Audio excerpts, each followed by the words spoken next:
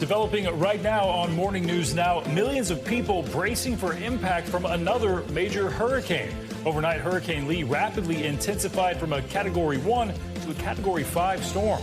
We're tracking its path as it turns toward the United States. Also this morning, spotted again. New developments in the search for a convicted killer. Right now, crews are expanding their search area around Pennsylvania after authorities confirm several possible sightings since he escaped 9 days ago. And the family of one of his victims says they're living in fear that he may kill again. He's a monster. My family is all scary. I don't sleep no more. We'll bring you the latest on that manhunt. Plus, protesters serving controversy at the U.S. Open. They delayed last night's women's semifinals for nearly an hour, and what we're learning from officials. Plus, highlights from that match as Coco Gauff makes history by advancing to the finals. And back in session, now that their summer breaks are over, more students are back in the classroom this morning. And we're taking a look at everything you need to know about student loans with those payments due to restart.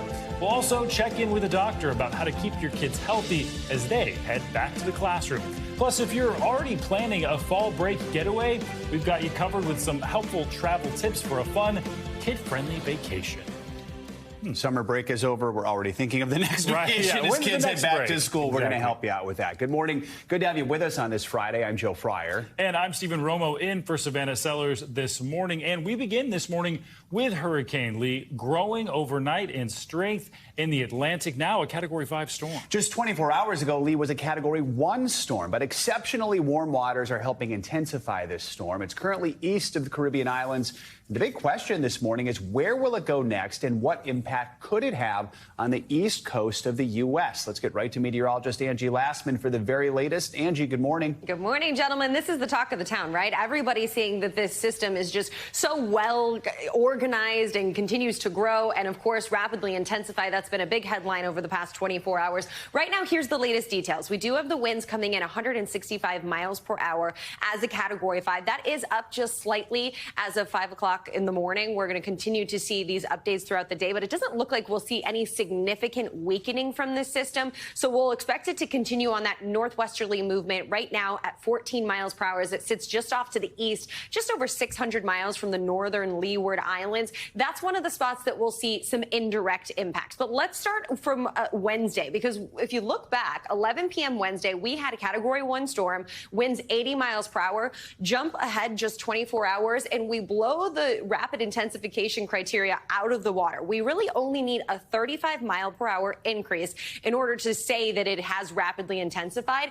This doubled. We're talking 80 to 160 mile per hour winds in a matter of 24 hours. So really impressive stuff from this system, but it doesn't have anything in its environment to really inhibit it from strengthening. We've got super warm water. We've got low wind shear. The environment is ripe for this system to continue to intensify, although you might notice as we get into Sunday and eventually Monday, it does drop down. It weakens just a little bit. But again, the difference is minor when you're talking a strong Category 4 or a weaker Category 5. Doesn't really matter. Major hurricane is a major hurricane. What's most important is that it looks right now like it's going to stay north of the Leeward Islands. So places like the Leeward Islands, Puerto Rico, Hispaniola, all looking to see just maybe some indirect impacts, maybe some high surf, some beach erosion, some elevated rip current risk. These are things that we'll watch through the next couple of days.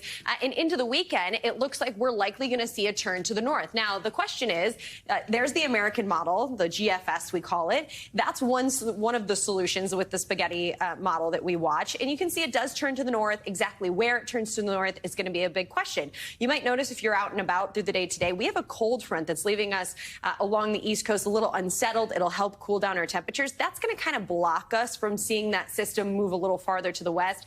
But just how fast and the timeline of how that all occurs is going to be really important. There in the blue is the European model, guys. You can see it does agree pretty well down the line long term that it'll take a turn to the north. But folks in Bermuda, folks along the East Coast, of course, shouldn't let their guard down. We could still see some impacts. And again, along the East Coast, same kind of things for the Leeward Islands. The rip current risk, the elevated surf, all will be on the table for sure this weekend. We'll be keeping an eye on it for days on end, it looks like. All right, Angie, thank you. Of course. Well, turning now to a major disruption that unfolded during one of the most anticipated matches at the U.S. Open tournament yesterday. A group of 4 climate change demonstrators began chanting during the women's singles semifinal game between Coco Gauff and Karolina Muchova. The delay lasted for 49 minutes as police worked to remove the group from that crowd, but that task was made difficult as one of the protesters glued their bare feet to the floor of that seating bowl. Take a listen to how the crowd responded to those demonstrations. Disrupt climate change will. If we don't disrupt climate change will.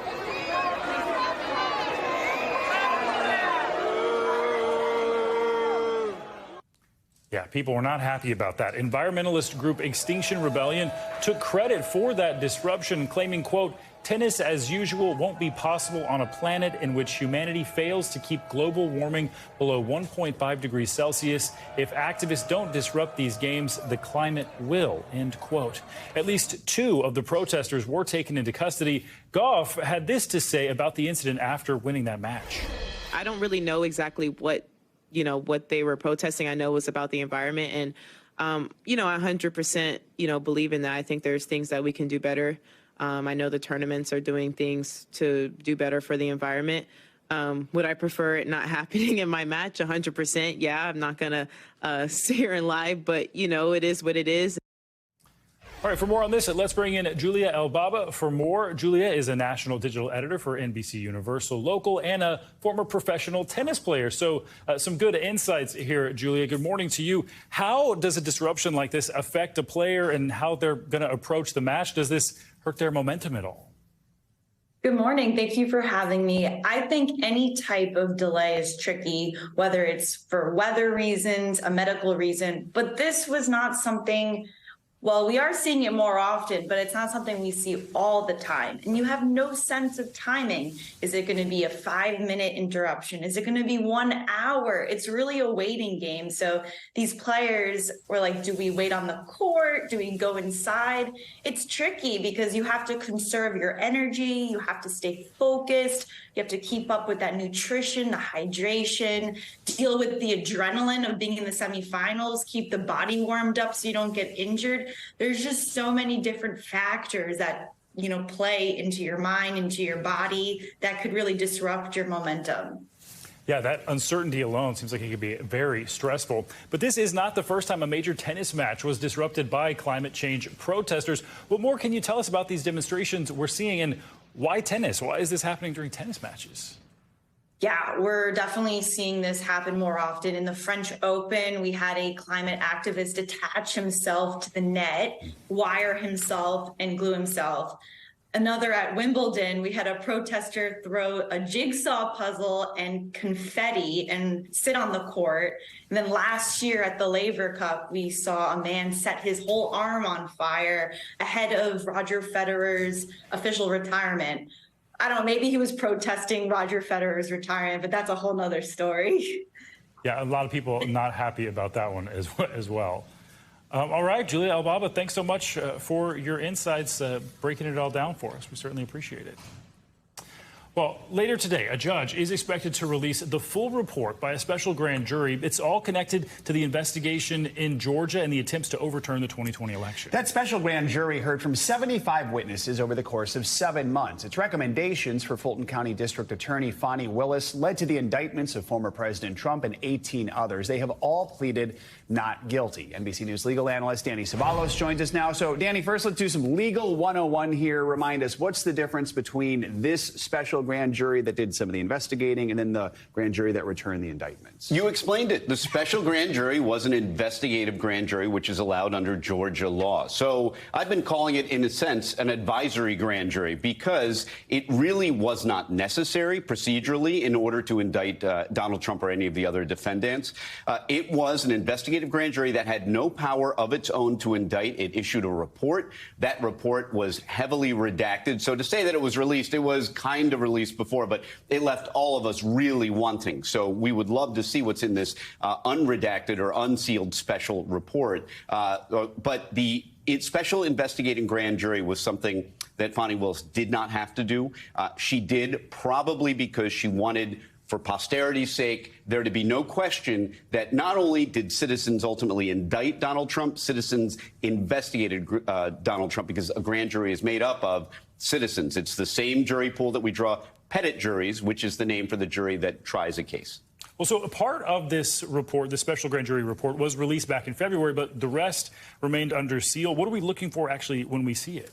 Most of what we were looking for when the original grand jury report was unsealed, because it was mostly sealed, mostly redacted, didn't give us a lot of exciting pieces of information. Understandable. Grand jury proceedings are supposed to be super secret. That is how the system works. It's how we're able to get witnesses in who would otherwise not want to testify.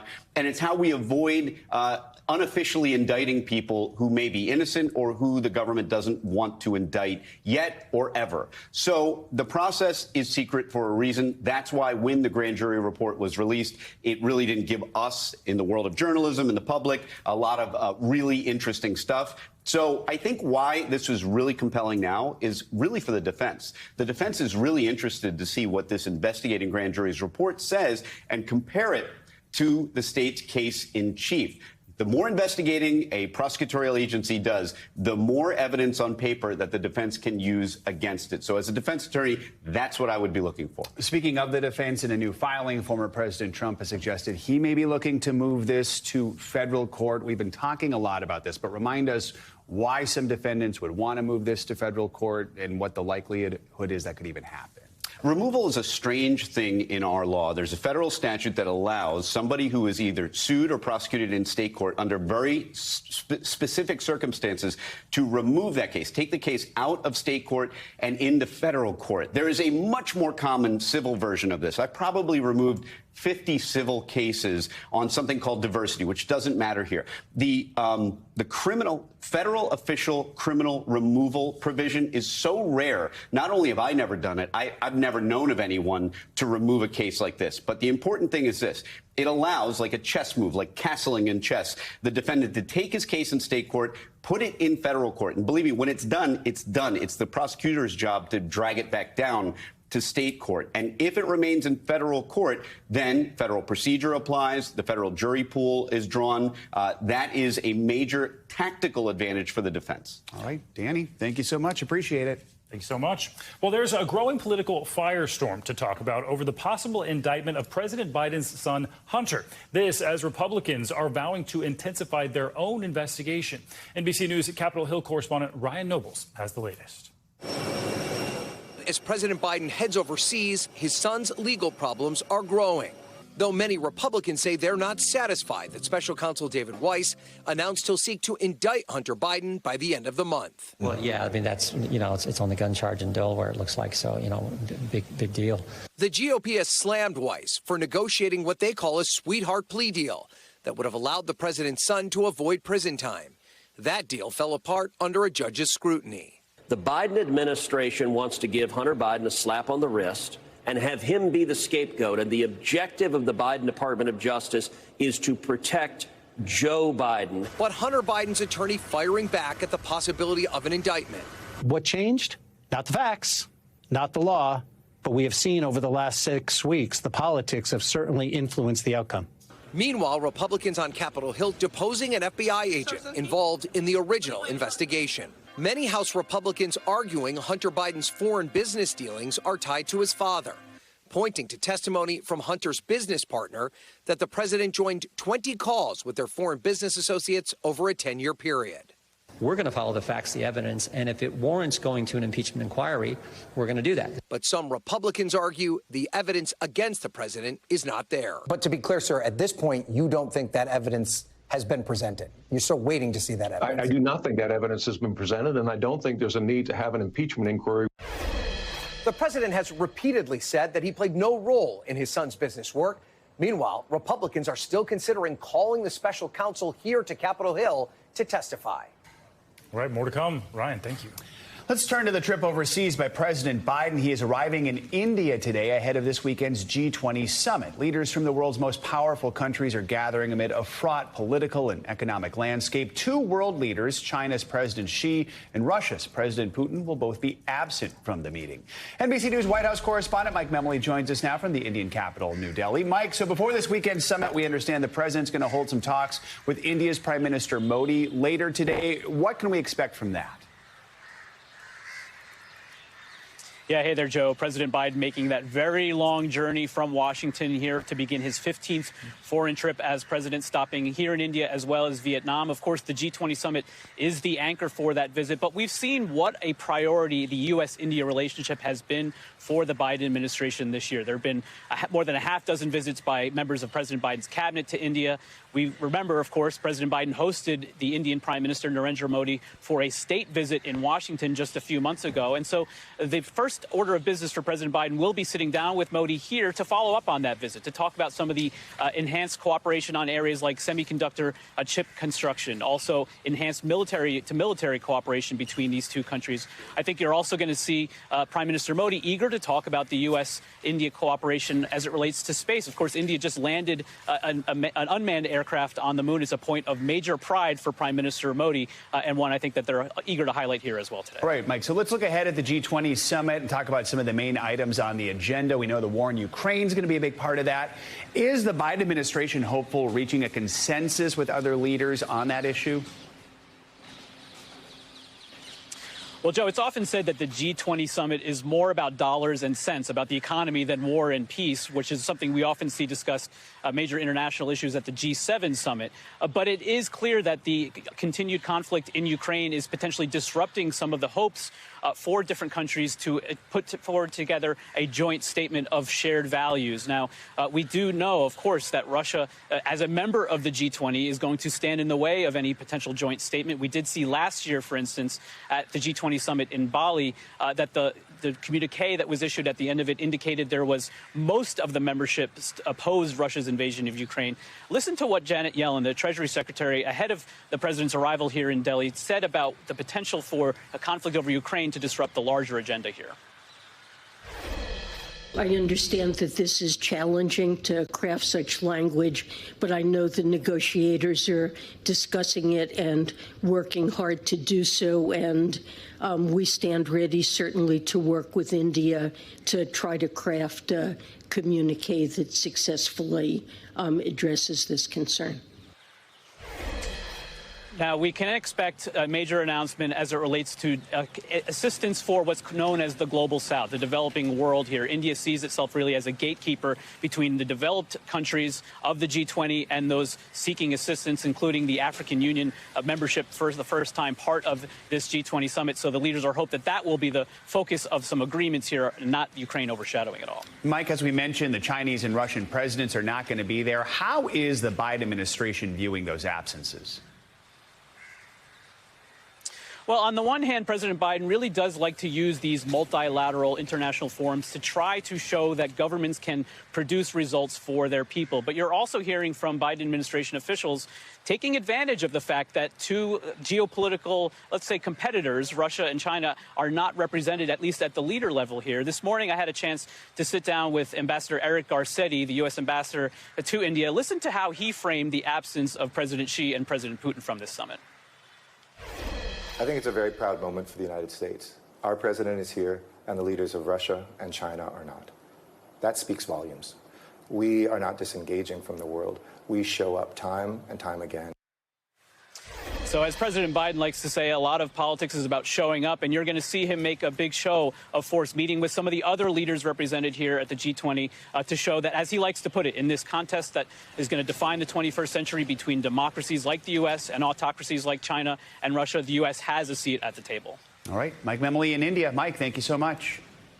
All right, turning now to those new details in the search for an escaped prisoner in Pennsylvania. Police now reporting another possible sighting of that convicted killer in the same area he is spotted in earlier this week. This as the search for that suspect now enters its 9th day. NBC News correspondent George Solis joins us now from Chester County, Pennsylvania, with more on that search. George, good morning to you. So let's start with that new potential sighting of that suspect, Danilo Cavalcante, near the Botanical Gardens yesterday. What are police saying about that one? Yeah, good morning to you, Stephen. Yeah, just so you know, this is the command post. This is the heart of the operation where police have been gathering daily to track those sightings of Danilo Cavalcante, including that one most recently there by Longwood Gardens, at Botanical Gardens, where he's been most recently spotted now over the last few days. We now know from authorities that this search perimeter is within an 8 to 10 mile radius. All right, and George, that suspect was convicted for the murder of a former girlfriend. That stabbing happened in front of her 2 children. Quite vicious to hear about. So are police taking steps to guard her family as he's still on the run? Yeah, so we had the privilege of speaking with her yesterday, the sister, and she told us that, yes, police are constantly checking in on them, 24/7 surveillance. They are calling them. They are texting them. The family, of course, is scared. She described him as a monster. She is watching her phone daily. She is checking headlines daily to see where he is spotted, to make sure he is coming nowhere near this family. This has been such a harrowing ordeal for them, knowing that he escaped. She told me that he is quite acclimated to the woods. He was in Brazil, where he was raised in a forest type environment, so they know that he is very used to this. So they are very afraid of what he's capable of. But again, they know that because he may be hiding in some of these woods and he is spotted well away from them, they remain a little bit optimistic, but police are not taking any chances. They are keeping them under close watch given the dire circumstances of this escape and how long it's been going on, Stephen. Yeah, I just can't imagine how terrifying this must be for them, George. Also wanted to ask about the escape itself. It took officials a while to actually explain how he was able to get out. We saw that video of him scaling the wall, but this is the second time a person has escaped from the Chester County prison this year alone. So how are residents who live around that prison, how are they responding to this? Well, a lot of them are growing fatigued. A lot of them thought this was going to be over within a matter of hours, as that first escape was, where the inmate was captured within 5 minutes. A lot of residents telling us there was a lack of communication on the prison's part. And so we know from prison officials, after speaking, that they are now looking at basically retrofitting that entire rec area where Cavalcante escaped from, improving more resources there at the prison to make sure something like this doesn't happen. Because, again, yes, a lot of them are starting to grow more and more skeptical. And, of course, a lot of them do support what police have been doing. They know these conditions out here have been brutally hot, searching day in and day out. And authorities here tell us that hasn't really impeded the search efforts. But, yeah, a lot of residents don't know if this is going to go on another 2 weeks, if their whole community will be upheaved by more police here coming from all over the country trying to track this fugitive down. Authorities remain optimistic that they have him within this 8 to 10 mile radius and that he'll be taken into custody. Stephen? And those sightings have continued. All right, George Solis, thank you. Much more to come here on Morning News Now. Later this hour, school is back in session, so are student loans. What borrowers should know as payments start back up. Up first, after the break, a lasting legacy. We're marking 1 year since the death of Queen Elizabeth II. Stay with us. We'll be right back.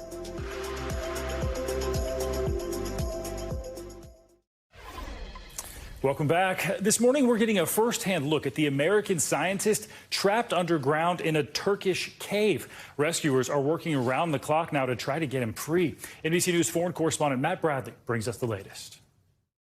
The dramatic first video of American scientist Mark Dickey days after a life-threatening medical emergency trapped him 3,400 feet underground in Turkey. I'm doing well. Thank you. Visibly tired but in good spirits, surrounded by the international rescue team that gave him life-saving medical care. As you can see, I'm up, I'm alert, I'm talking, but I'm not healed on the inside yet, so I need a lot of help to get out of here. The 40-year-old veteran cave diver experienced severe gastrointestinal bleeding on Saturday while working on a caving expedition in southern Turkey. The medical emergency leaving him unable to eat and partially unconscious for 3 days, until 2 doctors delivered units of blood and administered transfusions, according to the Italian Cave and Alpine Service. Reaching depths of over 4,000 feet, the Morka Cave is Turkey's third deepest, a labyrinth of tight passages and water-filled caverns, which Carl Hetmeyer, a fellow cave diver and friend of Dickie's, says makes the cave one of the world's toughest to traverse. It's at the top of the game of difficult cave systems. I don't expect Mark on the surface for 4 to 8 days. His rescuers now facing a monumental journey back to the surface. We take care of our own, and it's really special. Be taken care of. So how long this takes will depend a lot on whether Dickie is able to walk himself out of that cave. If he needs to be carried out on a stretcher, that could make this operation a lot more difficult and a lot more time-consuming. All right, Matt Bradley, thank you. Today marks 1 year since the death of Queen Elizabeth II, the longest reigning monarch in modern British history. She was 96 years old and sat on the throne for more than 70 years.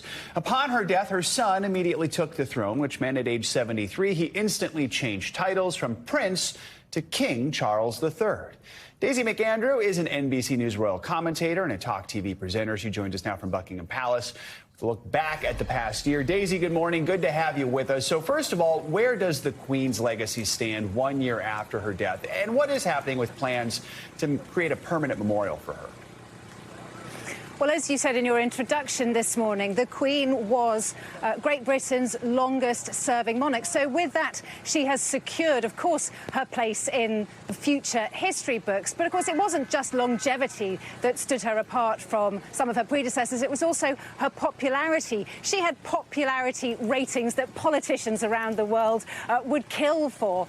And so, of course, by being popular herself, she did manage to make the royal family more relevant and hopefully secure the royal family's future. But as far as your question about what kind of memorial, there is a committee that has been put together, being led by the government and Whitehall departments, where they are coming up with an idea for some sort of permanent memorial. Whether that's a sculpture or a garden or a park, we don't know yet. Daisy, people might be surprised to hear that King Charles has no public events planned in the UK today, but the King did release an audio statement paying tribute to his late mother and also put out a previously unreleased portrait from 1968. Let's take a listen.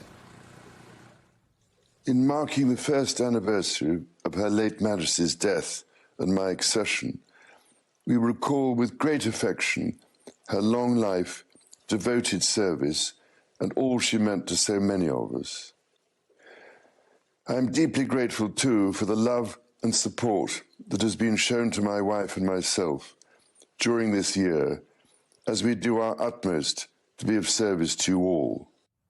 I think it's amazing when we still get these glimpses of things that are decades old that we've never seen before. Daisy, what are the King and other royal family members expected to do today?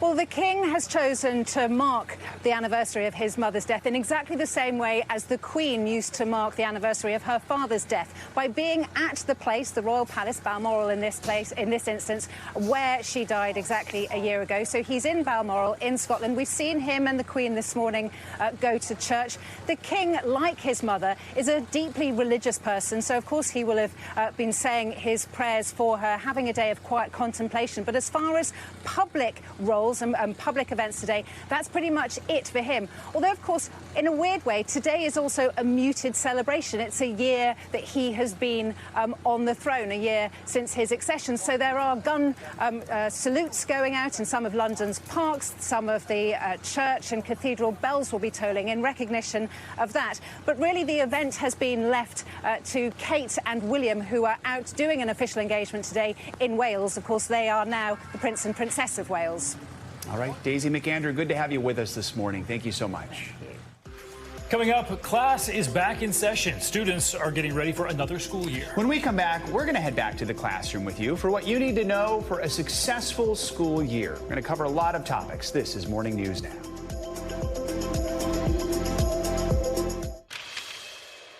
Welcome back. Now that it is September, summer vacation is sadly behind us. Students are back in class, parents are back at work, and all this morning we're exploring some of the important topics and themes related to the big return to school. It's all part of our Back in Session series, and we're kicking things off with student loan repayments, which are set to resume in October after that 3-year pause. Joining us now is Dr. Michael Learsh. He's the head of advice and planning at Wells Fargo. Good to have you with us. So let's talk about these repayments that are starting.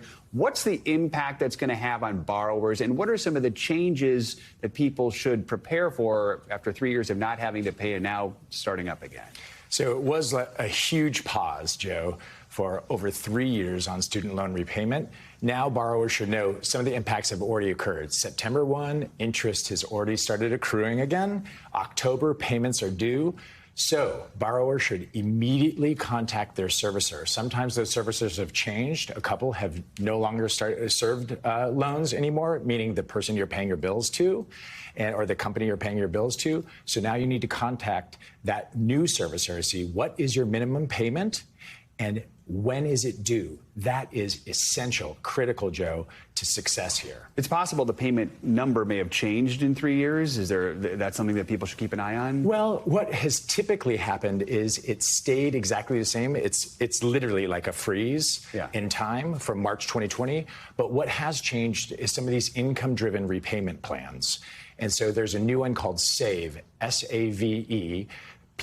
Borrowers should look into it, and that has potentially changed your payment. There's also a recounting. The government has recounted some people's payments, and effectively your loan may have been forgiven. So you should really look into that. Studentaid.gov, go to it, and you can find out that information. Let's go through. I know you have some advice to help students pay and manage their loans. What are some of the things that people need to know? Walk us through some of your tips here. So when we look at the tips, the key here is to look at your spending. Think of 3 to 6 months worth of spending. It's not what you don't do, it's what you are doing. Then make it more efficient and effective. Look at what you're spending on essentials, so that could be a mortgage payment, rent, whatever that is, and look at those discretionary items. That's the key here. What are you spending on in terms of things that you necessarily don't need? So that could be streaming services. How do you get more efficient there? Unless you want to watch us, then you definitely need that. Exactly, Joe. But you do. And things like just, going out to dinner, all those things. You should still do those things, but get efficient. Rewards programs, make it a group affair. So if you have a family, you have roommates, work together to make those things more efficient. And then ultimately move to this idea of looking at that minimum payment, putting that in that essential bucket, and then carving that money out of your discretionary spending so you can meet that payment obligation. Very quickly, we're tight on time, but you have these great tips. How to ease the shock of repayments and create a productive mental mindset. What are the headlines here for that? So reframe your thinking. This is good debt. You should focus on repaying it. Okay, you invest in yourself, it's education. And then make a plan. Don't sit inert because you don't want to default, because those income-driven repayment options, this fresh start you have, it won't be available to you if you just don't pay anything and ignore your options. And the last one, really, Joe, is educate yourself. You got to educate yourself. Studentaid.gov is going to be a great resource for you. I like that positive mindset. This is good debt. This is a good thing. So, all right. Exactly. Dr. Michael Learsh from Wells Fargo, thank you so much. Good to have you on. Stephen? All right, well, one of the biggest concerns plaguing parents this school year, how to keep their kids healthy. From COVID to flu and everything else in between, it's become even harder to keep children from getting sick. But we have some tips and tricks on how to reduce the risk of illness and maybe also implement a lifelong love for health itself. NBC News medical contributor Dr. Uche Blackstock joins us now with more on this. She's also the CEO of Advancing Health Equity and an emergency medicine physician, so definitely the one we want to talk to. Good morning to you, Dr. Blackstock. So let's start with COVID. We know these case numbers are going up in recent weeks. We're also nearing the start of flu season, RSV season as well. What do parents need to know about the vaccines going into the school year? Who should be getting them, and can kids actually get multiple at the same time? Sure. Thank you so much for having me on today. Yes, so parents are concerned because kids are back in the classroom and there are lots of contagious illnesses that can be passed on. So in terms of flu vaccine, any child over 6 months old should be getting a flu vaccine. The flu season is typically from October to December, January. We're hearing data that it may start a little bit earlier, possibly this month in September. So flu vaccine is something that parents should talk to their pediatricians about. The COVID booster, that is coming out soon, imminently, most likely sometime next week or the following week. Again, any child over 6 months is eligible for that COVID booster. I forgot to mention that children should always get their age-appropriate vaccines based on the vaccine schedule. And finally, RSV usually impacts infants or very elderly people. We have a new shot that is available for babies under 8 months old. They are eligible to get this shot for RSV.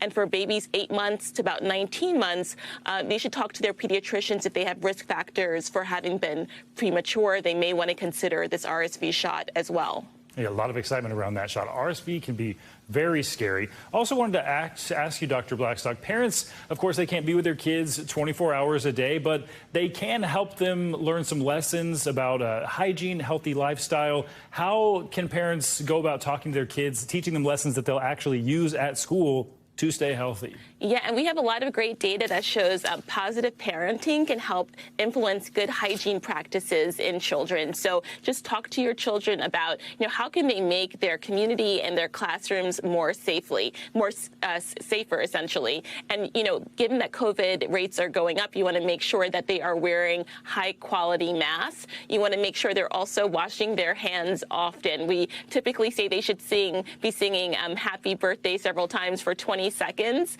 And that's a good hand wash. They also should make a point of when they're sneezing or coughing to do that into their armpits and not into their hands. And then finally, we want to make sure that we tell our kids, if you're not feeling well, let us know, right? If you're not feeling well, you're going to want to stay home. You don't want to go to school and potentially infect your classmates. Some great tips there, Dr. Blackstock. And just quickly here, I wanted to ask, are there other lessons you can teach your kids so they can have a healthy lifestyle on through adulthood? Yes, and we know that what's really important is for our kids to stay physically active, so making sure that they're getting time outside or in the gym to play, making sure that they have a great sleep schedule. We know that if kids don't get enough sleep, they're not going to do well in school, so making sure that we're turning off those screens as early as possible in the evening so the kids can get a good between 8 and 10 hours of sleep a night. And finally, nutritious foods, making sure that they're eating enough protein, fruits and vegetables, and overall staying away from, fatty foods and high salt containing foods as well. Some great advice I'm still trying to pay attention to, Dr. Blackstock. We appreciate it. Thank you. So even though it seems like summer break may have just ended, many parents are already looking ahead, wanting to take advantage of the slowdown in travel and maybe get in one more vacation before the end of the year.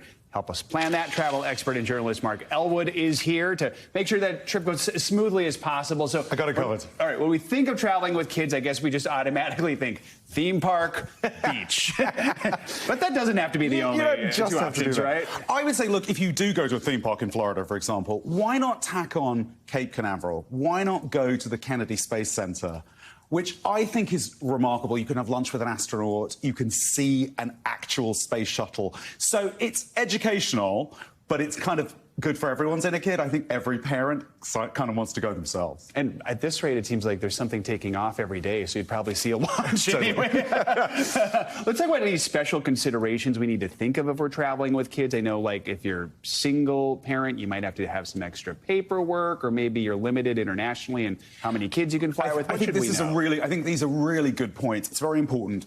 If you're a single parent, if you're traveling with a child who doesn't share your name, I travel with my godchildren, they're not related to me, you will usually find that you will need some proof that you're allowed to travel with that child. It does vary according to your relationship with them, but check with the airline what you're going to need so that when you're checking in, you're not told you can't fly. If you're going overseas, under 16s and new passport applications have to be done in person, so you've got to plan ahead for that. Also check airlines' own regulations. If you say you have a kid who's under 2, some airlines only let you book that bassinet by picking up the phone. So when you're Googling, you're thinking, why doesn't it let me do this? You might have to be on hold to get to do that. There's just a little extra prep you might want to do. All right, so you get all that stuff done, you get to the airport. What are the tips to help us get through the airport easily? I know I was thankfully at the airport on Tuesday. It was like a night and day difference from this summer. It's like suddenly the travel went away, but still, there's a lot of headaches at the airport. I think one of my biggest tips if you're traveling with kids is that the pre-boarding system, there's a pro way to do it and an amateur way to do it. If you're an amateur, you all run on with the stuff and the kids first of all. If you're a pro, one parent, if you're lucky enough, 2 of you to be traveling, goes on with all the stuff, gets the overhead bins, sits there and waits. The other parent keeps the little kids in the terminal till everybody else has boarded, so that for 40 minutes you're not wriggling in your seat, and then you slip in last. Your kids are thrilled to be there. They won't be complaining when you're about to take off. And so are the people who sit around the kids sometimes. It's a win-win for everybody. It's a win-win for everybody. These are some great tips. Mark Elwood, thank you so much. Appreciate it. All right, still coming up here, New York City at a breaking point. Yeah, that's the warning from the mayor as the city's migrant crisis worsens. We'll bring you the latest on that.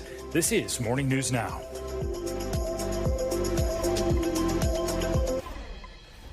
We're back now with a new warning from New York City Mayor Eric Adams about the ongoing migrant crisis, and he has some pretty strong words about it. NBC News correspondent Valerie Castro has the latest.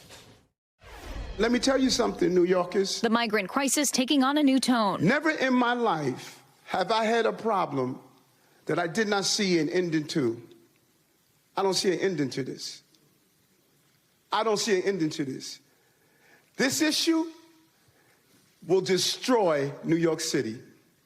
Destroy New York City. Mayor Eric Adams escalating his frustration during a town hall meeting, revealing new fears as tens of thousands of asylum seekers continue to arrive in New York City. 110,000 migrants. We have to feed, clothe, house, educate the children, wash their laundry sheets, give them everything they need, health care. Month after month, I stood up and I said, this is going to come to a neighborhood near you. Well, we're here. We're here. A drastic shift from the message Adams first had for incoming migrants. Lady Liberty sits in our harbor. New York City is the welcoming mat for the entire globe. For months, he's been pleading with the federal government for help, going so far as to blame them for the city's deteriorating supply of resources. The national government has turned its back on New York City. What he once dubbed as a political stunt by Texas Governor Greg Abbott became a new reality for the city. We're getting 10,000 migrants a month. One time we were just getting Venezuela. Now we're getting Ecuador. Now we're getting Russian-speaking coming through Mexico. Now we're getting Western Africa. Now we're getting people from all over the globe have made their minds up that they're going to come through the southern part of the border and come into New York City. This bus terminal became the first welcome sign for migrants after hours-long journeys from Texas. But the mayor says to his frustration, they are still arriving by the busload. Power Malu was there when the first buses of migrants arrived. We are on the ground. We have outlasted every city agency that has come in to the Port Authority, which is a disgrace. A year later, he says the city's resources have been mismanaged and the responsibility now falling onto organizers like him. Several months ago, we saw the city here with representatives welcoming the migrants with open arms, providing resources. At what point did you see that change? So unfortunately, the migrants have been used as political pawns since day one, which is why you had so many city agencies and politicians popping their head in, because it was really popular. It was a way for them to show that they actually cared. But there was no real follow-through. Hotels like the historic Roosevelt became intake shelters for migrants. The city says they quickly filled up, and the issue became a blame game between the mayor and local aid groups. They're not looking at the migrants as human beings. They're looking at them as numbers. They're looking at them as a way to get more money from the federal government. And they're also using them for their own tactic, which is to deter more people from coming here to New York City. Out of the more than 110,000 who have arrived, many of them are families. First-day jitters for the nearly 20,000 newly arrived children entering classrooms all across the city. Nervios, pues puede haber por ahí un poco de nervios, pero me siento muy motivado. It is the story of New York City. We don't treat people as outsiders. We welcome them with open arms. And that's what we have been doing here. And our thanks to Valerie Castro for that report. A White House spokesperson told NBC News that they have been in talks with Governor Kathy Hochul, and about $140 million have already gone to the city and state from the Department of Homeland Security to help in this very crisis. They say the decision about additional resources will ultimately be up to Congress. Financial headlines now. Walmart is changing its pay structure for some hourly workers. CNBC's Silvana Henao joins us with that and other news. Good morning, Silvana.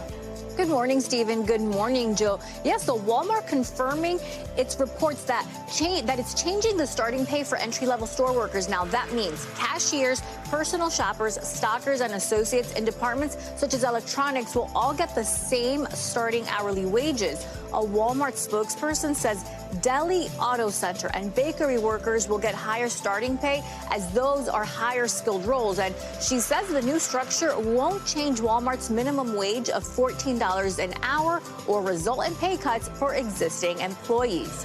Spotify plans to test a free audiobook bundle for paid subscribers in the coming months. The Wall Street Journal reports subscribers will be able to listen to up to 20 hours of audiobooks per month at no additional cost. Spotify expects to offer the program for a limited time to gauge customer interest. It entered the audiobook business last year with a catalog of more than 300,000 titles.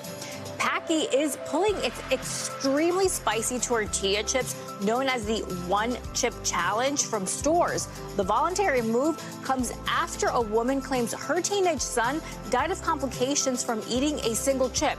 The Paqui chips are sold individually, and their seasoning includes two of the world's hottest peppers, the Carolina Reaper and Naga Viper. Until now, Paqui had dared people to take part in the challenge by eating one chip and waiting as long as possible to relieve the burn.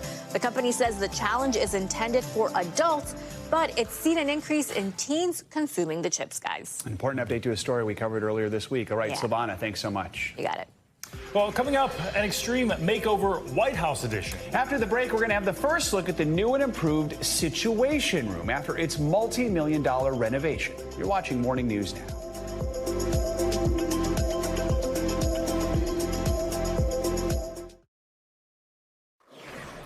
Welcome back. So the yoga pose known as the corpse pose may have been taken too literally after a peaceful yoga class in England was mistaken for a mass murder scene. Police were called by an onlooker reporting several people laying on the floor inside the Seafront Cafe in Lincolnshire.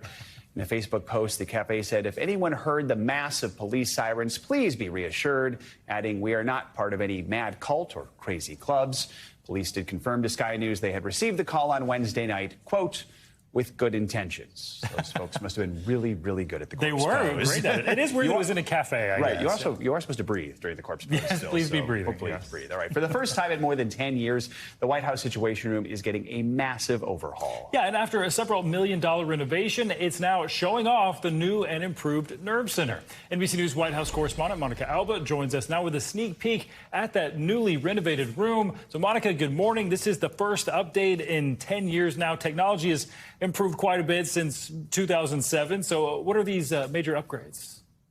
Exactly, Stephen and Joe. This was a fascinating look. I get to work in the White House and cover history on the daily, but to actually be able to see these places where some of the most secretive, sensitive meetings take place for any administration was a real honor. And this new $50 million project took about a year to complete, and essentially it was a gut renovation. The giant conference room known as the JFK conference room in the Situation Room, which is actually a kind of misnomer in and of itself. It's not just one place.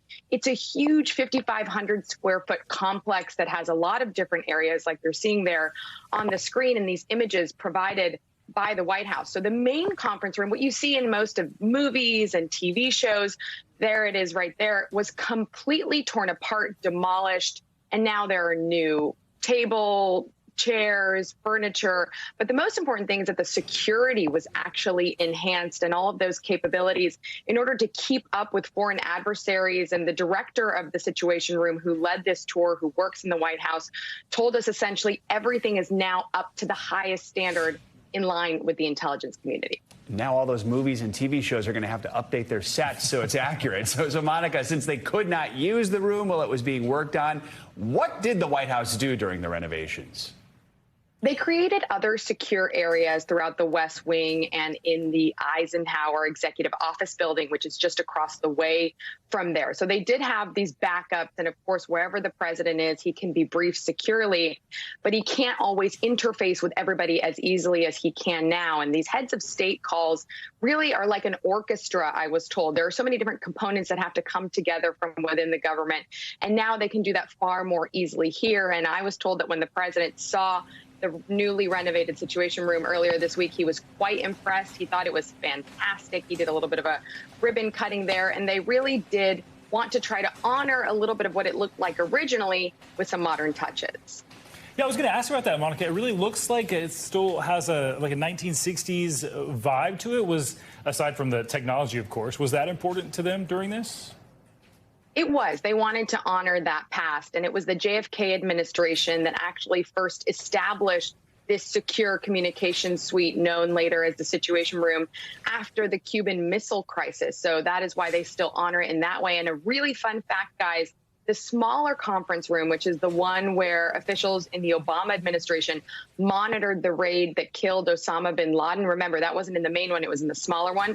All of that was taken out and preserved, and it's going to be moved the Obama Presidential Center, possibly for future use in a library once that's off the ground. So a huge piece of history saved there. And then they actually turn that space now into 2 smaller breakout rooms for people to use. Wow, fascinating. Remembering that iconic photo when you mentioned that. Monica, thanks for that preview. We appreciate it. 60 style is always in. That's true. That does it for this hour morning news now. But your news continues right now.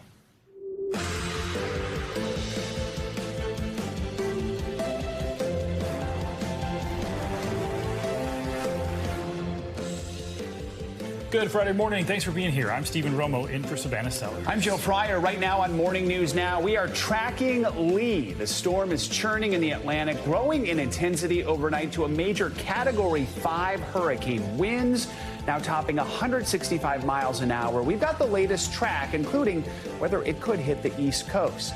Some off-court drama at the U.S. Open last night. Climate protesters interrupt Coco Gauff's crucial semifinal match by gluing their feet to the floor of the seating bowl, delaying play for nearly an hour. More on that, plus reaction from Gauff as she seals the deal for a spot in the finals. Also this morning, school is back in session across America. Millions of students now back in the classroom and their parents back in the office as summer comes to a close. So later in the hour, we'll bring you our conversation with Education Secretary Miguel Cardona and the Biden administration's latest effort to raise the bar in America's schools. And get ready to spill your guts in this week's Can't Miss list. We've got everything you need to know about that brand new album from pop sensation Olivia Rodrigo, which is sure to be your soundtrack for the weekend. If you're very quiet right now, you can hear Olivia Rodrigo on the plaza outside of Rockefeller Center. And all of her stands that are just surrounding that area right now. Busy morning here at 30 Rock. All right, we're going to begin this morning with Hurricane Lee exploding in intensity overnight to a major Category 5 storm. Yeah, Lee is just a monster storm right now. You can see it there east of the Caribbean islands. Still unclear what happens next and what this will mean for the East Coast. So let's get straight to meteorologist Angie Lashman for the very latest. Angie, good morning. Good morning, guys. It's pretty impressive what Lee has done so far, continuing to really increase and at a fast pace. We did reach that rapid intensification criteria as we went from Wednesday night into Thursday night, doubling its sustained maximum winds. And right now, even stronger than what it was, 165 mile per hour winds right now. We're going to continue to see this kind of maintain this strength or maybe a little less. But either way, still going to be a major hurricane for at least the short term. We've got it moving right now at northwest at about 14 miles per hour as it sits just over 600 miles to the east of the Leeward Islands. We're seeing a little bit of shower activity across parts of the Caribbean there, but otherwise it's going to be the indirect impacts that we'll mainly see for folks in that region as we get through at least your Saturday and into your Sunday, potentially into the early parts of next week. So places like Puerto Rico, Leeward Islands, you could see the elevated rip current risk, the higher surf, maybe some outer gusty conditions, maybe some rain bands, but otherwise it doesn't look like the wind field of this system is all that that big, considering what a strong storm it is. So that's a good thing as far as proximity to those islands with where we're expecting the center to be. You can see the cone is fairly tight for like the next couple of days. It gets, of course, a little wider as we get down the forecast line, as we get into, say, Wednesday. But as we head into the middle of next week, it looks like we'll likely see a turn from this, or at least that's what models are indicating right now. We always say it's a little too far out to know for sure, so we continue to monitor. And you can see the spread between the models, at least the American model and the European model, is fairly good. We're looking at some good indications that we likely won't have to deal with any direct impacts to land when it comes to the United States or even parts of the Caribbean here as we get through at least the next 10 days. Bermuda is going to be a place to watch for Hurricane Lee as we get into next week. But in the meantime, it's the rip current risk. It's the elevated storm, the elevated surf that we'll see from this storm. We've also got Tropical Storm Margot, not expecting that to impact any areas either. And, you know, it's the peak of hurricane season, so essentially this is what we expect for this time of year. Meanwhile, on the East Coast, it's going to be soggy, not just today, but even into tomorrow and Sunday. We could have a good substantial amount of rain and just kind of an unsettled forecast as this cold front sticks around. It is going to offer up some relief when it comes to the temperatures, but look at these rainfall rates that we could see, 1 to 2 inches per hour. We know that that could potentially lead to some flooding concerns. And this isn't, again, just a Friday problem. This is Saturday and Sunday. We'll see periods of some of that heavy rain. So watch for that. We could see, some nice conditions when it comes to dealing with the drought. But, of course, the flooding will be a concern. And there's those temperatures, 90s in Washington, D.C. today, guys. But you see that cool air for places like Detroit. It'll slowly but surely inch towards the Northeast. Unfortunately, the South, they don't get a break just yet. Get a break. I don't know. Maybe November we'll see some nice, comfortable conditions by for them. Thanksgiving. Will the humidity go away soon? Yes, it'll be better for you. Because I couldn't see when I woke up this morning. The air was so thick. Exactly. All right. Thanks, Angie. Appreciate it. All right, to Pennsylvania now, where the search for an escaped prisoner has been intensifying. It's now been more than a week since the convicted murderer escaped Chester County Prison. And despite authorities' ongoing efforts, he remains on the loose. NBC News correspondent George Solis has the latest. Behind me is the heart of this search operation where hundreds of law enforcement have been gathering daily to track sightings of Daniello Cavalcante, including the one last night. Authorities saying that search perimeter has now expanded to an 8 to 10 mile radius. Another sighting of a convicted killer in the same area he was seen earlier this week. The massive search for Daniello Cavalcante is now entering its 9th day, with the escaped prisoner still on the loose. Our primary mission is to get this guy in custody. Overnight, authorities confirming he was sighted again yesterday at the Longwood Botanical Gardens, where he was spotted on trail cameras earlier this week, sending an alert Thursday that, quote, the subject has been spotted in our area, and advising visitors to shelter in place, later saying the gardens were closed due to the search. He's already murdered 2 people, one in Brazil and one here, in a very brutal manner. According to police, Cavalcante escaped Chester County Prison last Thursday morning. Surveillance video shows him crab walking up walls in a hallway just off the prison's exercise yard. Then, authorities say, he managed to wiggle through barbed wire to get out, an escape route used before by another inmate back in May. After that escape, the prison put new measures including razor wire in place, but it did not stop Cavalcante, whose absence was not noted for almost an hour. The one thing we didn't take into account was a failure on the human element side.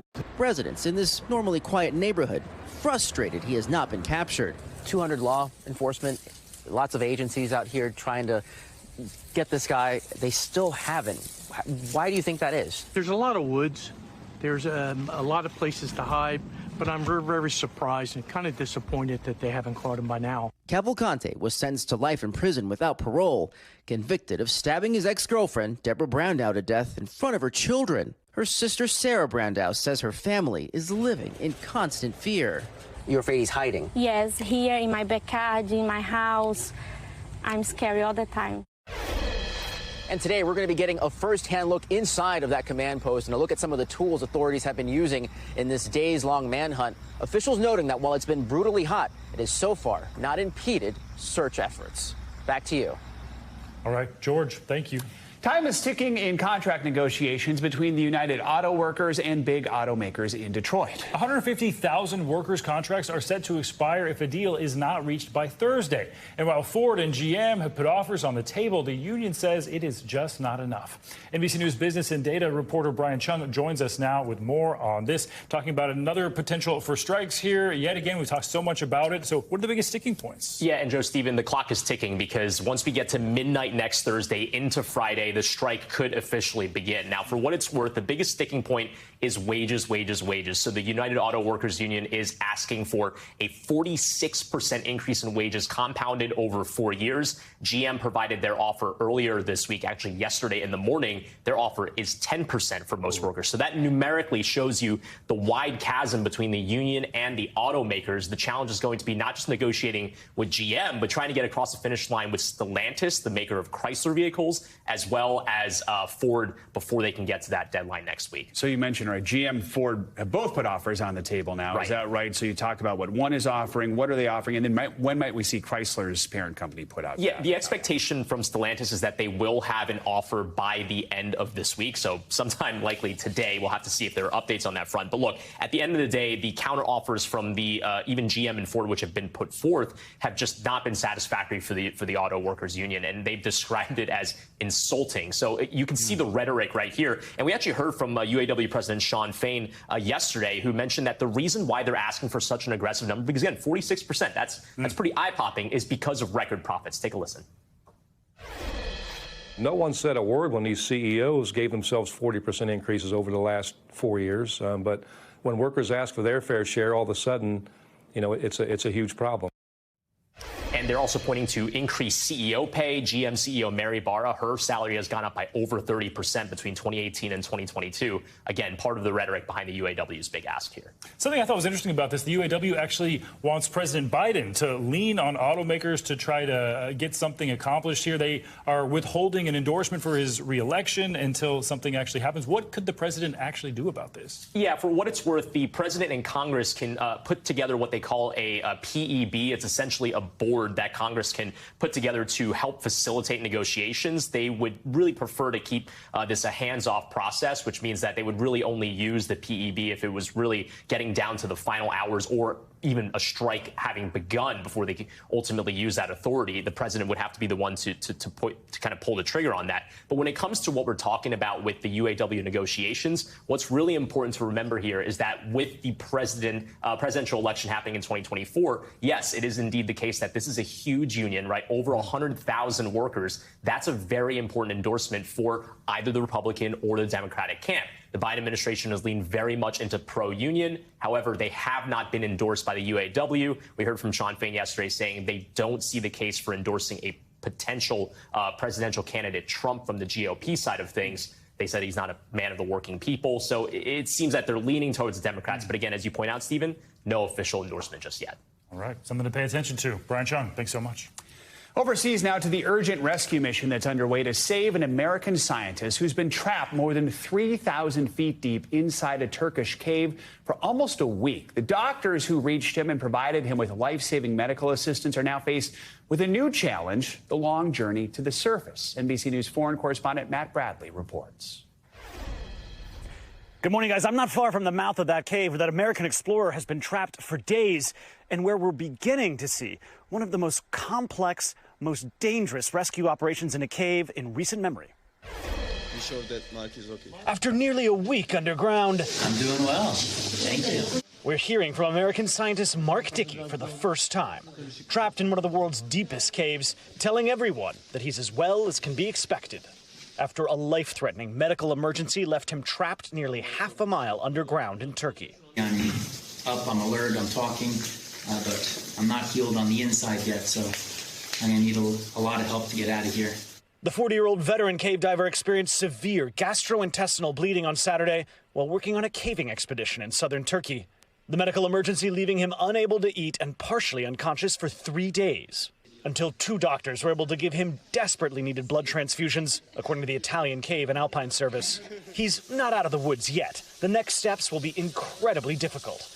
But he's surrounded by help. Some 150 rescuers from multiple countries are working on the complex rescue mission. I want to thank everyone that's down here. It is amazing to see how many people have responded on the surface. It's already being called one of the largest cave rescues ever attempted. We take care of our own, and it's really special to be taken care of. But Dickie will need all the help he can get.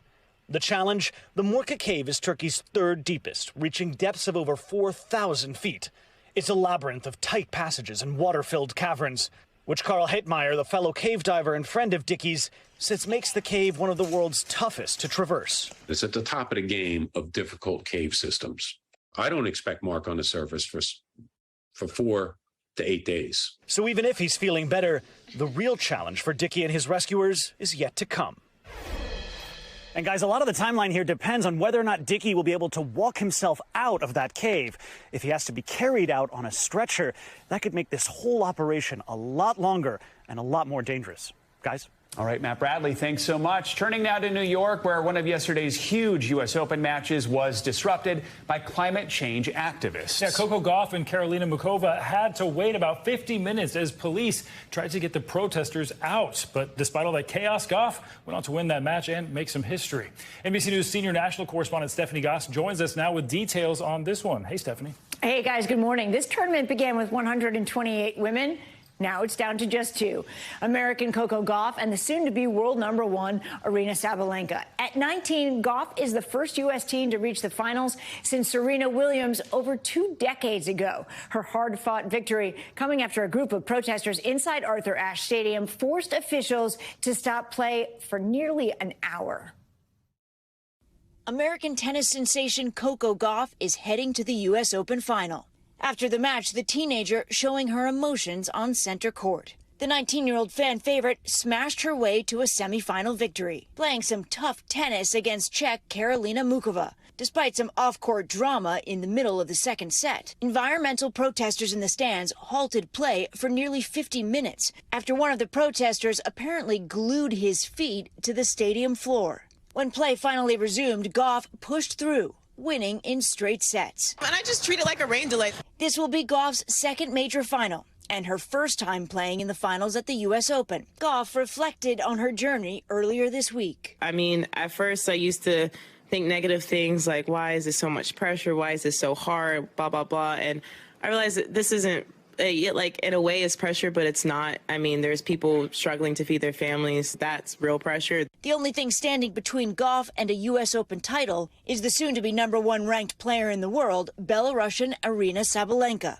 This year's Australian Open champ came roaring back against American Madison Keys. Now Gauff and Sabalenka will go head-to-head on Saturday, where the crowd is expected to be mostly red, white, and blue. She's playing really incredible tennis here at the US Open, and yeah, crowd will be supporting her. Gauff hoping to take home a big win on American soil. You know, I told myself, I'm just going to go out there, have fun, and play the tennis that I know how to play. If Gauff wins, she would be just the 4th American woman to win the Open this century. In just a few hours, another American, Ben Shelton, will play in the men's semifinals against Novak Djokovic. Last year's champ, Carlos Alcaraz, will take on Daniil Medvedev in the other semi. Some pretty good matches. I can't wait for that final. Yeah, it's going to be fun. All right, thanks, Stephanie. Coming up, school is back in session here on Morning News Now, and later in the hour, we're going to take a closer look at how to improve your or your students' mental health. But first, remembering Queen Elizabeth, Britain's longest reigning monarch, 1 year after her passing. That and much more next on Morning News Now. To international headlines now. North Korea claims it's added a new weapon to its arsenal. NBC's Raf Sanchez joins us from Tel Aviv with that and other world headlines. Raf, good morning.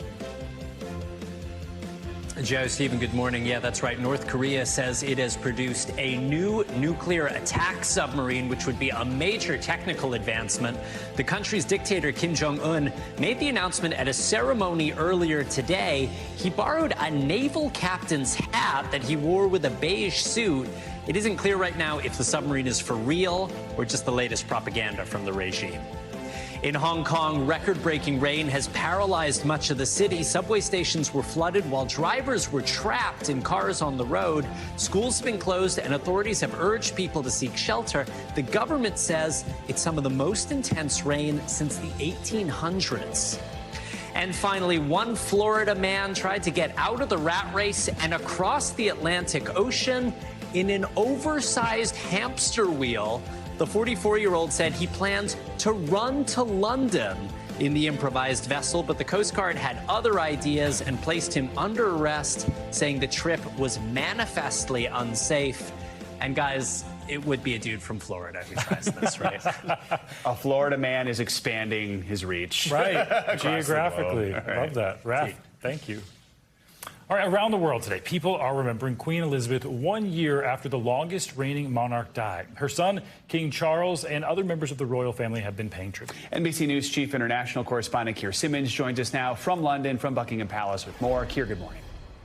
Hey, Joe. Hey, Stephen. Good morning to you. There's something about the British royals, isn't there, that just makes you pause for a moment and think about the passing of time. Hard to believe that we lost Queen Elizabeth II a year ago. In the last few hours, we've heard gun salutes here. We've seen people laying flowers outside palaces.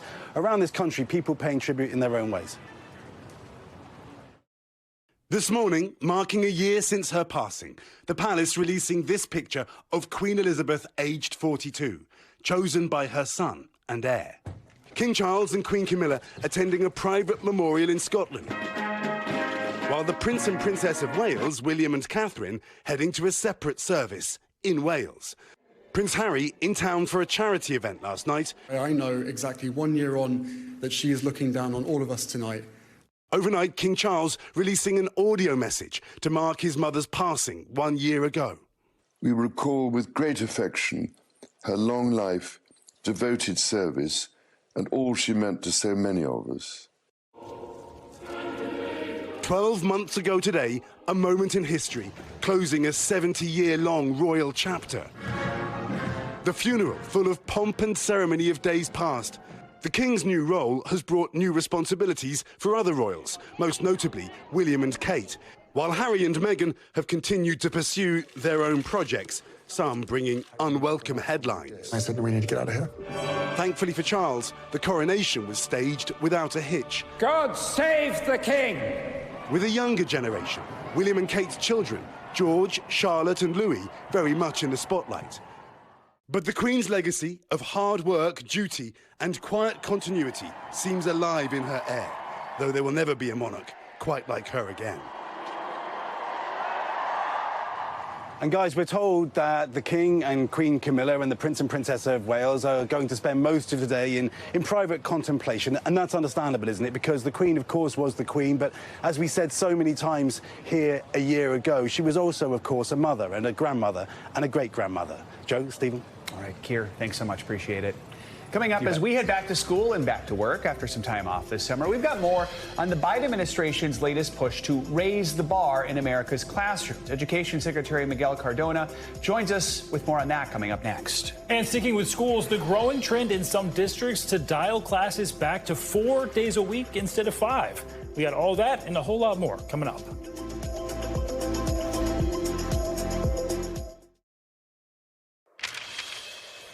Welcome back. We're continuing our special series this morning, focusing on important topics for families now that kids are back in the classroom and school is back in session.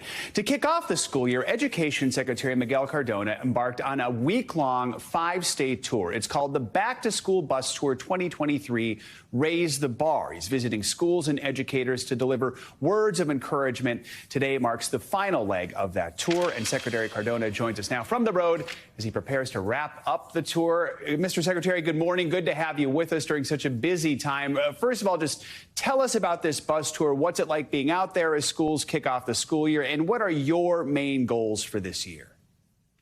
Sure. Well, thank you for having me. Look, as a father, as an educator, the beginning of the school year, you always get butterflies. You're excited for a great year ahead. And what we're doing is on this tour, it's called Raise the Bar, Lead the World, is not only celebrating the return to school, but also lifting up what we know our students need. We need to make sure we're focusing on reading and math skills, making sure they have the mental health supports that they need to thrive, we know that making sure we have educators that are highly qualified in every classroom, that's what matters. That's what we hear from parents. And of course, ensuring that our schools provide pathways to opportunities for students. So we're on the bus tour, highlighting best practices, visiting students, walking into classrooms, and celebrating the beginning of a new year.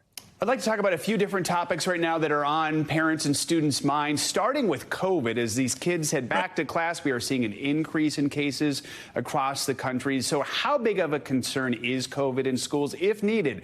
Do you see situations where students might need to mask or perhaps even have schools move to remote learning for a little bit if the numbers get too high? You know, I'm very confident, and I urge school leaders, district leaders, we keep our schools open. Our students need more, not less. We've done, over the last 2.5 years, we've done a lot to learn about best strategies to keep schools open. We have the tools, the resources, the knowledge of how to do that, how to mitigate strategies, how to mitigate spread. There's no reason schools should close. You know, we know how to thrive managing the pandemic. And for me, the focus is making sure students have access to in-person learning where they can be with their friends, with their teachers. That's my focus, really. And as I said before, the tools, the resources are out there to learn how to manage with COVID numbers increasing.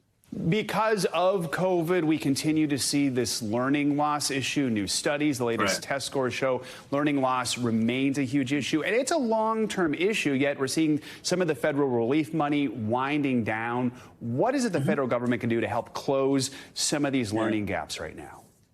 No, you're absolutely right. Look, and even before the pandemic, the reading achievement and the math achievement in this country is not where it needs to be. This tour is called Raise the Bar, Lead the World. We should be leading the world in these measures, and we're not. So our strategy is, let's not go back to what it was before the pandemic. Our kids deserve more. Our parents have been asking for more. What we're focusing on is our Raise the Bar strategy has literacy and numeracy at the heart of it. You know, after school programs, summer school programs, ensuring that there are enough reading teachers. And while you're absolutely right that the American Rescue Plan dollars, which were crucial to safely reopen our schools, is sunsetting next year, it's really important that we continue to advocate for Title I funding for students with disabilities, to make sure that these students that were impacted most have the support that they need to address achievement disparities that have persisted in our country even before the pandemic. Right here in New York, we're seeing a major issue unfold right now with the influx of migrants. That includes students who are being sent to the city, going to schools. We heard Mayor Adams say this week, he says this migrant crisis will destroy the city. He's begging the federal government for more help. First of all, do you agree with the mayor? Do you think this will destroy the city? Well, I'll leave that assessment to the mayor and his team. What I will tell you is we recognize that this is a situation where all students need to be educated, right? We recently reached out to all 50 states, communicating the importance of making sure that the students' needs are being met, regardless of status. And we have technical assistance available for New York and for other states and districts that are having an increase in students who are migrants into their communities. We recognize the challenges it poses, and we're here to provide support, technical assistance where needed. We recognize that at the end of the day, these students right now are in need. We need to support them, and we need to support our districts that are having more students come in, and needing a lot of support. The mayor says he's not getting enough help from the federal government. Do you think there is more the federal government can do? Well, you know, as it pertains to the students, we want to make sure that we are providing support. Mayor Adams and our team be happy to make sure that he has the support that he needs. But I think what Mayor Adams is referring to is additional funding to make sure the needs of these students are being met. Again, we can help with that, but we can also use a whole of government approach to make sure not only in New York, but in other places where they have an increase of migrants, that we're providing support. We only have about 30 seconds here, but I do want to ask about the teacher shortage right now that we're seeing all around the country. Right. What's the top way you're trying to address that right now? Well, we're bringing attention to it. Look, teachers on average make 24% less than folks with similar degrees in other professions. And we talk a lot about a teacher shortage issue. It really boils down to a teacher respect issue in this country. For me, you know, I know as a parent, the teacher in front of my child's classroom will make a huge difference, in my partnership with that teacher will make a difference in my child's life. So it's time to raise the bar by lifting the profession, supporting our educators, making sure our students have highly qualified people in front of them. All right. Secretary of Education Miguel Cardona, thank you so much for taking time to join us during this busy week. We appreciate it. Of course. Thank you. Well, this year, more and more schools are making a big change, moving to a 4-day school week. But while the kids may like it, some people say there are some pretty serious downsides to it. NBC News correspondent Priscilla Thompson joins us now with a look at these pros and the cons. Hey, Priscilla. Hey, Stephen, good morning. As you all were just discussing, in the wake of the pandemic, schools have been struggling with addressing learning loss and also a teacher shortage, with some of them turning to the 4-day school week as a possible solution. And while many schools say that it's working for them, there's new research that suggests it may not be the best fit for everyone. Dear student, this is a little welcome note. In Ohio's North College Hill City School District, a new academic year is underway, and so is a brand new schedule. This year, students will report to school just 4 days a week, with Mondays set aside for teachers to plan and students to review and recharge. The new schedule, a result of what Superintendent Eugene Blahlik calls a decline in staff morale and a growing number of teachers calling out sick. We were dealing with a high absenteeism. Our teachers were burnt out, and myself and my administrative team, we often found ourselves coming over to the buildings to help support the teachers because we couldn't find subs. Blahlik, looking for ways to help teachers feel less overwhelmed, researched the benefits of 4-day weeks. Within months, the district received permission to become Ohio's first to adopt a 4-day schedule. Teachers are excited. Teacher burnout is very real. We deal with students with so much trauma. We don't have an 8-to-5 job. We start here at 7:30, we leave at 3:30, but most of us are bringing stuff home. Mondays will hopefully enable us not to do that. Nationwide, there are now more than 1,600 4-day schools in 24 states. Administrators in DeKalb, Texas, say 4-day weeks have enabled them to attract and retain more qualified teachers. And education studies show there are other potential benefits, including saving districts money, providing students with mental health breaks, and reducing school fights. But some education experts worry about the downsides of shortened weeks. Emily Morton is lead author of a 2022 Brown University study that found lower academic achievement in 4-day schools, particularly those in non-rural settings. Their students are growing less on average than schools that are similar that don't adopt 4-day school weeks. The study's findings are one reason the Mesquite School District, a large district near Dallas, opted not to go with a 4-day week. What was your biggest concern with the 4-day week? My biggest concern as we looked at the research, it was a negative effect, especially African American, Hispanic, and bilingual students. If you look at our population, that's our majority. The district was also concerned about what a 4-day week would mean for its special education students. So many of our students really need that 5-day consistency, that routine. Back in Ohio, administrators at North College Hill acknowledge 4-day weeks can be a challenge. I would love Monday through Friday because I got to call off for work on Mondays. Still, the district believes a 4-day schedule works to the advantage of most. What works here in North College Hill may not work in Chicago, but looking at our specific needs, we feel that we can meet our needs with a 4-day. And you heard from that working mom in Ohio concerned about childcare. The district is now offering structured activities on Fridays for parents who have to work. But of course, there is a concern that only a small subset of students would have to potentially attend that, while other students are able to be home and doing other things. And as for that school district in Mesquite, the superintendent there told me he doesn't think that the 4-day week is a bad idea, but he wants to see data that shows that it's working in communities like theirs. Stephen? A lot of factors to consider. Priscilla, thanks so much. Well, sticking with schools and a topic we talk about often here on Morning News Now, mental health. And for many students, it can be a major factor in the success they might see at school. The CDC says the number of kids feeling sad or hopeless has gone up 40% in the last 10 years. Those numbers, of course, were accelerated by the COVID pandemic. Dr. Robbie Ludwig is here with us to talk more. She's a psychotherapist and an award-winning reporter. Good to have you with us. You know, some kids are excited to go back to school, but for some, it is not a good time. Describe some of the challenges those students are facing, and has it gotten worse since the pandemic? Well, during the pandemic, I think what we saw is that it was harder to educate our kids virtually. It was harder for them to stay focused, and I think some of the numbers declined over time, and also in terms of social anxiety. So whenever you're away from something, it can build up anxiety when you're returning to an in-person school. There's social anxiety, there's concerns about academic success. For younger kids, it's separation anxiety. So all of these play a role in how a child feels when returning back to school.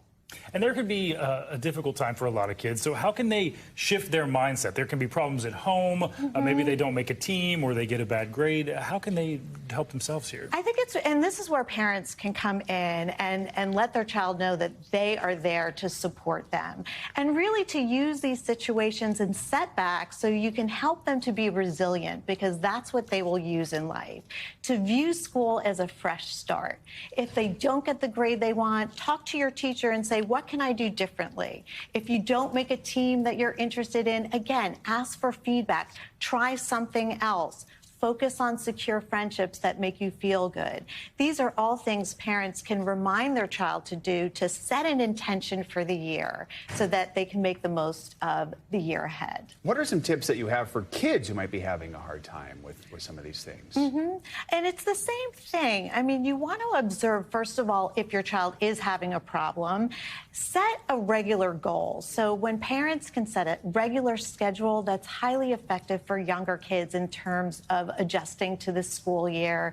Observe if they're having any emotional regulation, and encourage them to talk to you about their feelings and struggles, and just create that space. Family dinner time is a wonderful place for kids to talk. Sometimes for young teens, if parents stay up a little later, they're less resistant to sharing their emotions. Put those phones away, parents and kids. Put the phones away. I'm so addicted to mine. I put it far away. All right, Dr. Ravi Lovely, thank you so much. Good to have you on.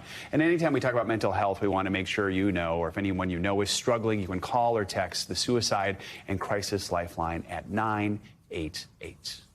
Well, now to something that affects kids' mental and physical health as they return to class, and that is how much sleep they get. According to the National Institutes of Health, good sleep improves our brain performance, mood, and health. So let's bring in board-certified behavioral sleep medicine specialist and licensed clinical psychologist, Dr. Jade Wu, to discuss this more. Dr. Wu, thanks so much for being here. So how early should parents have started to transition their kids back to a back-to-school sleep schedule, and what should they do if they didn't quite meet that mark?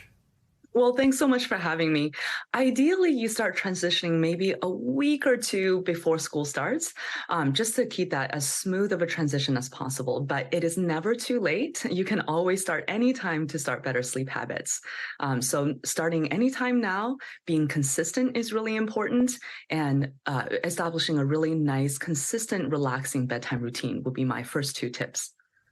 Very important tips there. And just why is it so important to keep a consistent sleep schedule? And should the weekends and staying up later or sleeping later, should the consistent schedule be followed then as well? As much as possible, but I know that can't be perfect because, kids probably don't, especially teens, don't get enough sleep during the week. So on weekends, it's okay to sleep in by a little bit, maybe an hour, maybe two, but not too much more, because staying consistent is important for our biological rhythms to stay steady. And that's really important for our brain health and physical health all around. So, you can sleep in by a little bit and then maybe catch up more with a nap. Yeah, I love me a good nap. That's good advice for any age. Dr. Wu, what are some of the tips for making sure kids get enough sleep now, but also through the school year? Things can turn pretty chaotic as things move forward. Absolutely. I think kids are sometimes overstimulated and overscheduled. So making sure to have a really nice wind down routine that really limits screen time, because kids, even more so than adults, are really stimulated by evening screen time, evening lights. So in our household, we even keep the lamps and lights really low. And that keeps your circadian rhythm in line. Your biological clock will know that it's approaching nighttime and approaching bedtime, and will help you to sleep better. And of course, avoiding things like caffeine and physiological overstimulation like that is really important as well.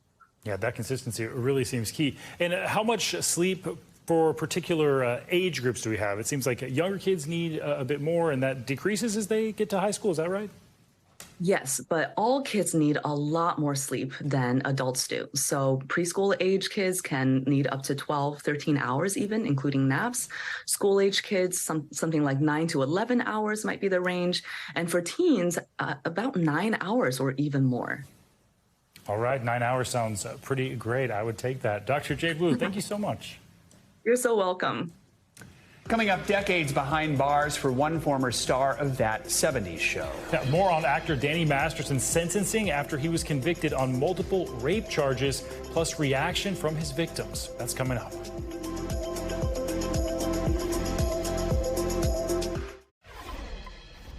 Welcome back. That 70s Show actor Danny Masterson has been sentenced to 30 years in prison for raping 2 women. The sitcom star was convicted 4 months ago on 2 of the 3 rape charges he faced. The incidents occurred more than 2 decades ago at his Hollywood Hills home. NBC News entertainment correspondent Chloe Malas joins us now with more on this. Chloe, good morning.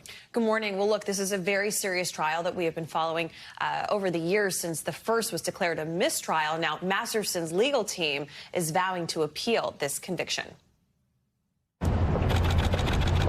Danny Masterson, who shot to fame in That 70s Show and later convicted of raping 2 women at his Hollywood Hills home 20 years ago, was sentenced 30 years to life in prison Thursday. The deputy district attorney saying justice may have been delayed, but ultimately still served. Somebody needs to be held accountable, despite the length of the time. Masterson sat silently. His wife, actress Bijou Phillips, also in the courtroom, listening as the victims read statements before the sentencing. One saying, quote, "His sickness is no longer my burden to bear." After delivering her decision, the judge telling Masterson, "You are not the victim here. Your actions 20 years ago took away another person's voice and choice. One way or another, you will have to come to terms with your prior actions and their consequences." Masterson was known for starring as Stephen Hyde for 8 seasons on That 70s Show, alongside Ashton Kutcher and Mila Kunis. He is also one of the Church of Scientology's most prominent members. In 2020, Masterson was arrested after 3 former members of the church accused him of rape between 2001 and 2003. One of the victims saying they waited to come forward because of threats from the controversial church. The actor, who did not take the stand, has denied raping the women. The third accuser's case ended in a mistrial. The Church of Scientology has said the church has no policy prohibiting or discouraging members from reporting criminal conduct of anyone, Scientologists or not, to law enforcement. Following the sentencing, Masterson's lawyer insisting the convictions would be overturned. The errors which occurred in this case are substantial and unfortunately led to verdicts which are not supported by the evidence. Actress Leah Remini, a former Scientologist and vocal critic of the church, was also present in court during the sentencing, saying in a statement after court that she was relieved to see Masterson finally behind bars. All right, Chloe, thank you so much. Thanks so much. All right, let's get to some financial headlines now. It looks like Goldman Sachs might be gearing up for a fresh round of layoffs. CNBC's Silvana Henao joins us with that and other money news. Silvana, good morning. Hey, Joe. Hey, Stephen. Good morning to you. Yeah, so Goldman Sachs is reportedly planning a new round of job cuts for employees who are deemed underperformers. The Financial Times says the cuts could come as soon as next month and result in between 1% and 5% of staffers losing their jobs. This is an annual practice Goldman Sachs conducts as part of performance reviews. The report comes as Goldman CEO David Solomon pushed back against critics over his leadership style and strategy. He tells CNBC he doesn't recognize the caricature they're painting of him. BMW is dropping its controversial subscription for heated seats. Last year, the automaker started charging owners in some countries $18 a month for that option, which used to be a standard feature. BMW telling autocar drivers didn't take the idea, and it plans to focus on paid software options such as assisted driving and parking. And eBay will give sellers the option to create product listings from just a photo using generative AI. The company believes the AI product listings will help speed up the selling process, especially for new merchants who may feel overwhelmed. The new tool uses pictures uploaded by sellers to fill in information such as a product title, a description, item category, and other key things. that buyers may want to know. I'm scared of AI, but I like this idea. So you just put a photo there and then it figures out all the descriptions and everything like that? I think that sounds lazy, but, you know, maybe. but if you're busy. If you're overwhelmed, but, you know, but there you go. We'll see how it goes. It seems like he could go way wrong. Right. We'll see. Make some interpretations. Like, We'll have to see. All right, Savannah, thanks so much. You got it. Coming up, we are getting you weekend ready on this Friday morning with your can't miss list. Yeah, it's all the latest and greatest in the world of entertainment, including a brand new album from Olivia Rodrigo. It's got the critics all in their feels. More on that next.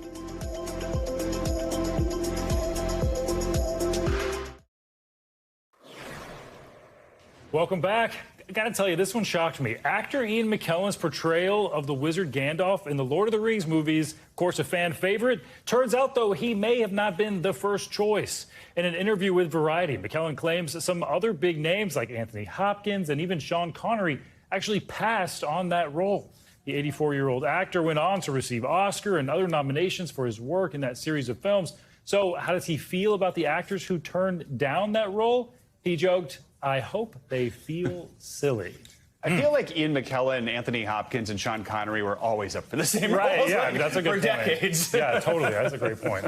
And staying with major franchise films, there are 2 in theaters this weekend. That's right. It's Friday, which means it's time for your weekly can't miss list. All the movies, the shows, the music you need to see this weekend. Pop culture expert and journalist Ariel Kristen is here with more. All right, let's start with movies. We've got some popular franchises with new versions. The Nun.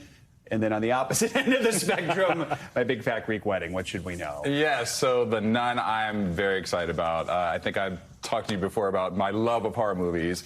It is going to be something that's pretty scary. I don't know if you've seen the trailer for it, but basically it's about Sister Irene. It continues 4 years after the last film and her interaction with the demonic nun, Valak. So it takes place at a boarding school in France. So I'm all about this. It's expected to do $30 million this opening weekend. The last film originally did around $365 million worldwide. So it's a big one for that. A boarding school in France already seems chilling to me. I'm all about it. Yeah. So My Big Fat Greek Wedding 3 also coming out. What about that one? Yes, our favorite Greek family is back. It makes me want to go back to Greece. And so this one is about the family traveling to Greece for a family reunion.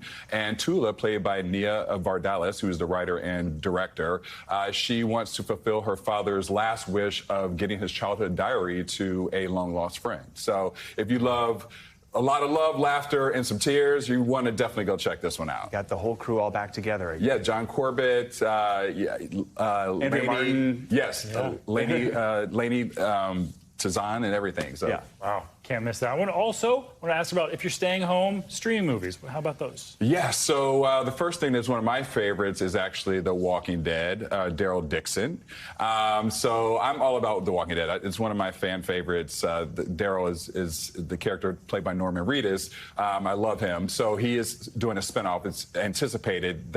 We've been wanting this for a long time. So it's about the story of Daryl going off, and he ends up ashore in France, and he doesn't know how he got there, what happened, what's going on, any of that kind of stuff. So it's a one to watch. Hopefully he speaks French. Okay. Hopefully he speaks French. This next one is the most fascinating thing I think I've heard all week that is on streaming, right? Sitting in Bars with Cake. Yeah, Sitting in Bars with Cake, yes. Which is exactly what it sounds like. Yes, so it's Yara Shahidi, who is actually, she stars in Blackish, Yara Shahidi, she stars in Blackish and Mixish. She is plays a young girl who is very shy about finding dates, and she decides to bake cakes in order to get dates. This is a whole thing. I feel like I should be, trying a new way to get dates myself. I'm not sure. It seems that maybe it's going to work, but this is based off true stories, and so it's pretty exciting. It's going to be on Prime. Midler's in it? Bette Midler's in it. Wow. Odessa Zion as well. So, yeah. Cool. Man, lots of stars there. And finally, talking about some two big music drops overnight. First, what can you tell us about the new music video? Cardi B has that one with Megan Thee Stallion and also Olivia Rodrigo. A lot of excitement there. Yeah, so we already saw that Cardi B and Meg Thee Stallion actually had the WAP song a couple of years back, which was pretty popular.